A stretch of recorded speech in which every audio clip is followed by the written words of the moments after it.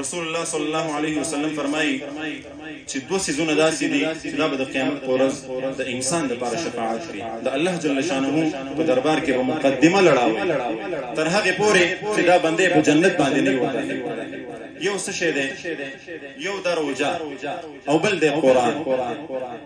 روژه به د الله جل شانه په دربار کې مقدمه لړاوي چې الله دا ستا هغه بنده دی چې د ورځې ما د خوراک نه، د څښاک نه، د ډېرو نعمتونو نه مې محروم کړی و. نو لهذا یا رب ته به زما نن شفارس قبلې او دا سړی به جنت ته ورداخلوي. دویم قرآن به راشي، یا الله روژه خو یې د ورځې نیولې وه، د خوراک څښاک نه محروم و، یا الله د شپې به ما ته ولاړو، ستړی ستومانی به د کار نه راغلو او د شپې به په تراویحو کې ما ته ولاړو، زه به یې اورېدلی. یا الله زما شفاعت به قبلې او دا سړی به جنت ته ورداخلوي. نو قرآن غونډه کې عظیم کتاب د الله کلام چې هغه زموږ استاسو شفاعت وکړي، نو شک پکې نشته چې انشاءالله موږ تاسو به بیا په بله لاړ جنت به زموږ استاسو ځای وي. په شرط د دې چې په دې رمضان مبارک کې موږ تاسو په نورو کارونو کې ځان مشغول نه کړو. ډېر خلک داسې دي، الحمدلله زه بار بار تاسو په موږ استاسو الله احسان دی.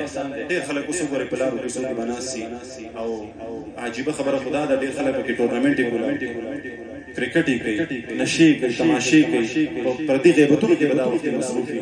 الله جل شانه موږ تاسو ته راوستو په خپل یاد کې کېنولو، نو لهذا موږ تاسو به د دې نظام ساتو. ډېر خلک داسې موږ تاسو کې غټه کمزوري دا ده، ختم پورې موږ ډېر پابند په تراویحو کې شرکت کوو، ذکر اذکار هم کوو چې دا ختم څنګه خلاص شي، بیا یاسې مختصر تراویح دي وبېږو، بیا په ګپو شپو کې ځان مشغول. نو لهذا دا فضایل مو واورېدل.